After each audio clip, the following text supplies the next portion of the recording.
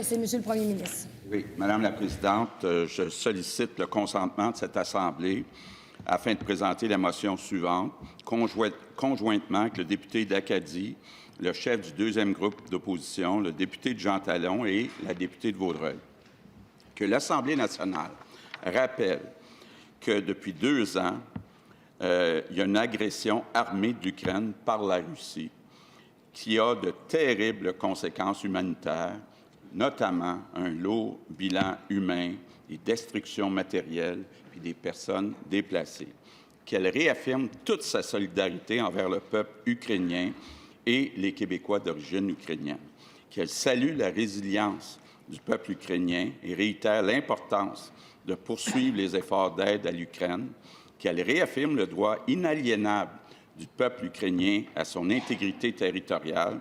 Qu'elle appuie l'imposition de sanctions contre la Russie et les efforts de reconstruction de l'Ukraine. Qu'enfin, l'Assemblée nationale observe 1 minute de silence à la mémoire des victimes.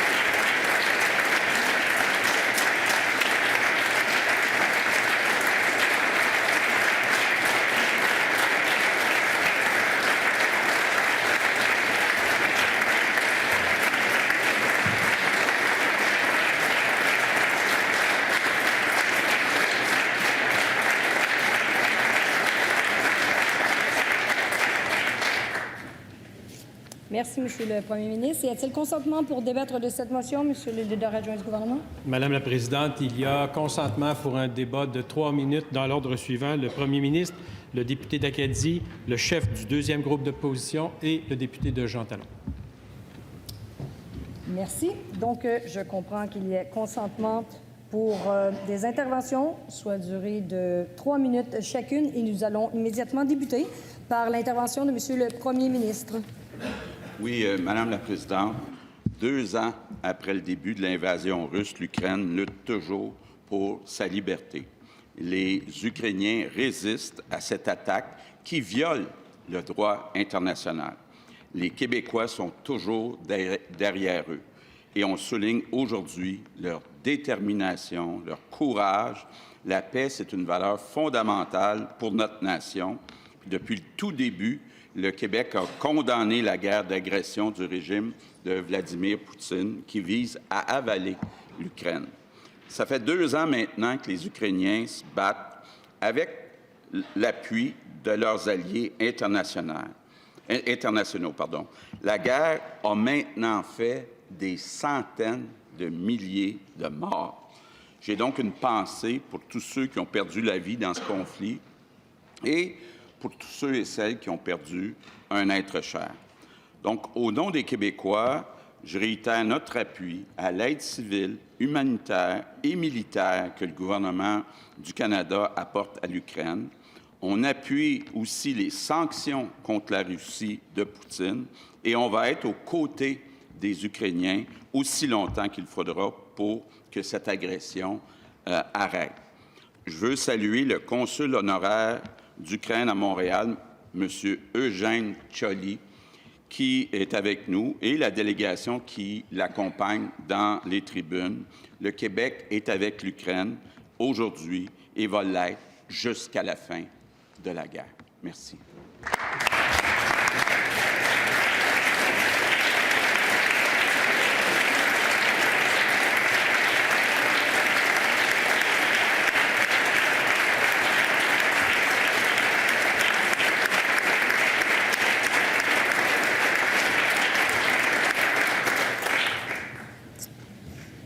Merci, Monsieur le Premier ministre. Maintenant, nous poursuivons avec l'intervention de Monsieur le député de l'Acadie.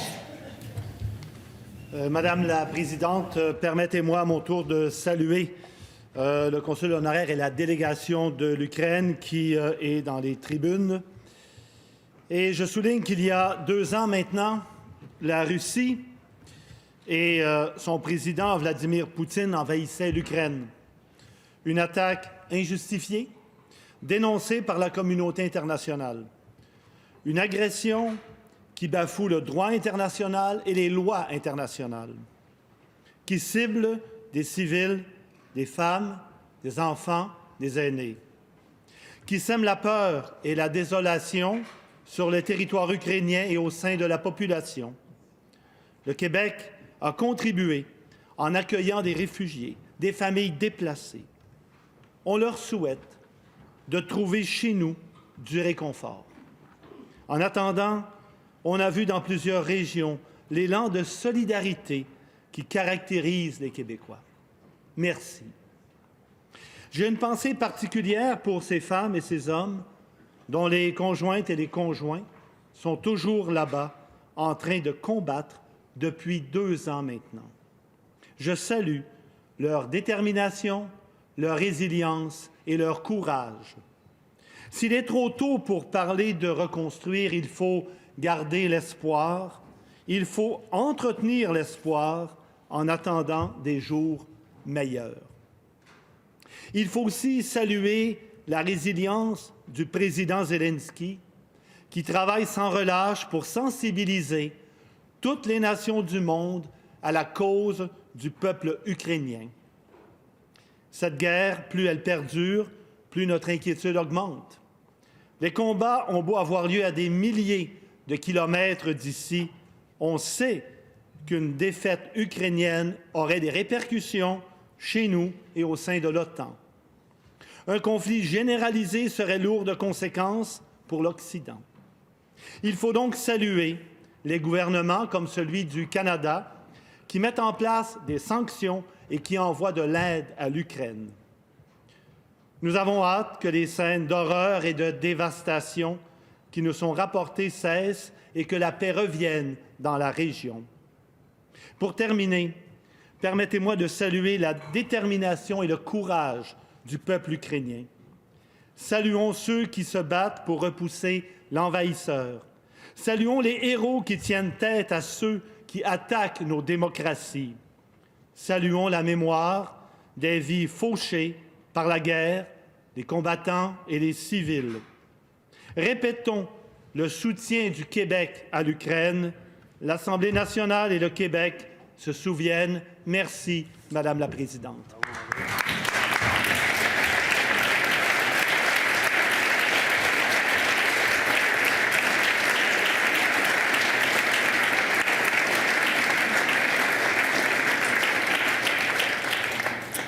Merci, Monsieur le député. Maintenant, je suis prête à céder la parole à Monsieur le chef du deuxième groupe d'opposition.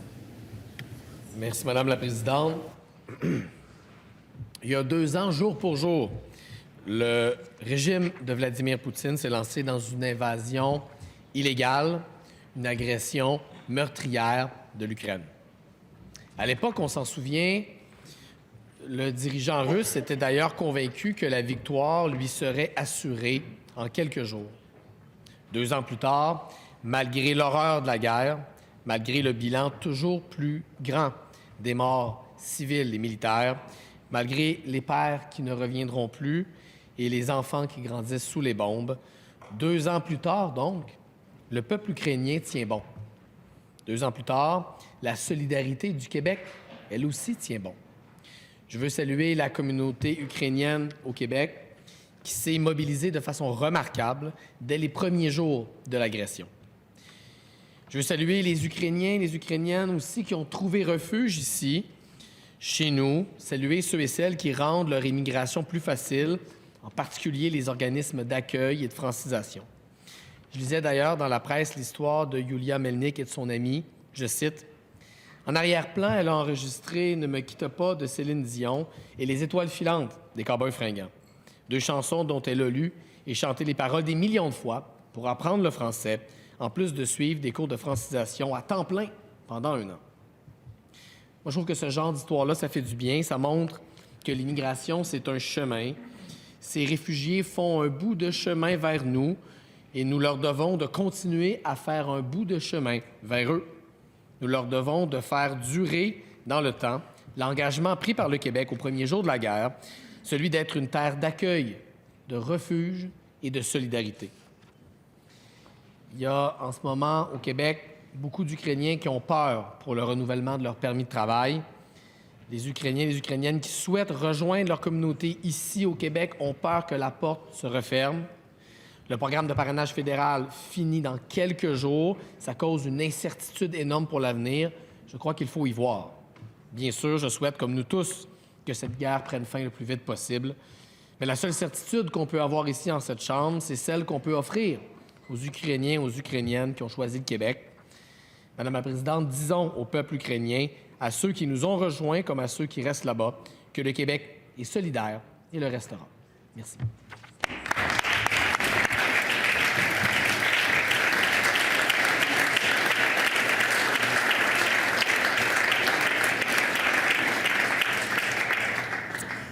Je vous remercie, Monsieur le député. Maintenant, nous allons poursuivre avec l'intervention de Monsieur le député de Jean Talon. Madame la Présidente, Monsieur le consul de l'Ukraine, le 24 février 2022, la Russie lançait une offensive sur tous les fronts, terrestres, maritimes et aériens, contre l'Ukraine. Cette agression ouvrait un nouveau chapitre de l'histoire déjà longue de la résistance ukrainienne. L'Ukraine montre aujourd'hui encore, après 2 ans de résistance contre l'envahisseur russe, après des siècles de lutte contre les empires d'hier, que son désir de liberté et d'indépendance est toujours aussi vif. L'Ukraine force le monde entier à l'admiration. Sans céder à la peur, l'Ukraine tient tête aux forces réunies d'un pays 3 fois plus peuplé de l'une des puissances militaires mondiales. Les Ukrainiennes et les Ukrainiens, au prix de tous les sacrifices, ont fait le choix du courage, le choix de défendre l'indépendance de leur nation. Rendons hommage à toutes les Ukrainiennes et à tous les Ukrainiens engagés dans la lutte au péril de leur vie.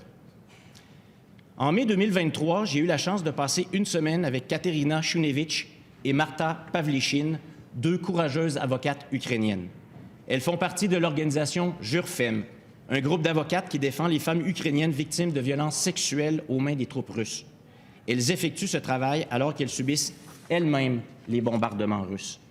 Elles sont venues ici pour expliquer ce qui se passe en Ukraine, pour nous remercier de les appuyer, pour nous inciter à continuer de soutenir leur combat pour la liberté, la démocratie, les droits humains, le droit international. Elles nous ont permis de mieux saisir comment le viol et les violences sexuelles sont systématiquement utilisés par les troupes russes. Encore une fois, le corps des femmes est une arme de guerre. En plus des violences sexuelles, des milliers de crimes de guerre en Ukraine sont documentés et sous enquête. Plus de 120 000 enfants ukrainiens auraient littéralement été kidnappés et déportés pour être donnés en adoption en Russie. C'est d'ailleurs le crime pour lequel la Cour pénale internationale a émis un mandat d'arrêt contre Vladimir Poutine. Les attaques contre les civils se sont multipliées. Les massacres de Boutcha, près de Kiev, et d'Izium, dans la région de Kharkiv, comptent parmi les cas les plus atroces. Des millions de personnes forcées à fuir, torture de civils, utilisation de boucliers humains, destruction massive d'édifices civils, pillage. Voilà d'autres effroyables conséquences de l'invasion à grande échelle de l'Ukraine par les troupes russes. La résistance de l'Ukraine nous inspire et nous avons le devoir de continuer à l'appuyer, concrètement. Parce que soutenir l'Ukraine, c'est nous tenir debout pour les valeurs qui nous sont les plus chères. C'est combattre le crime d'agression, les crimes de guerre. C'est reconnaître le droit à l'autodétermination des peuples. C'est nous assurer que la paix mondiale et notre sécurité ne puissent être menacées par des tyrans tels que Vladimir Poutine. Et du Québec, nous pouvons faire quelque chose. La mission de Katerina Shunevich et Marta Pavlychyn au Québec, le travail de Jurfem en faveur des femmes ukrainiennes victimes de violences sexuelles, c'est Avocats sans frontières qui les a appuyés grâce au programme de solidarité internationale du ministère des Relations internationales du Québec. D'autres organisations québécoises sont actives en Ukraine. Des milliers de gens ici au Québec se sont mobilisés pour aider. De nombreuses familles ukrainiennes sont réfugiées au Québec. Nous les saluons. Alors oui, notre voix compte, nos actions comptent. Continuons à répondre à l'appel de Katerina et Marta. Continuons à élever notre voix et à agir pour soutenir l'Ukraine.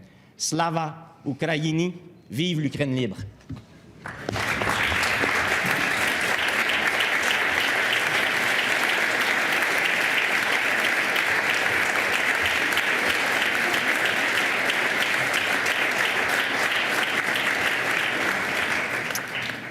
Merci, Monsieur le député.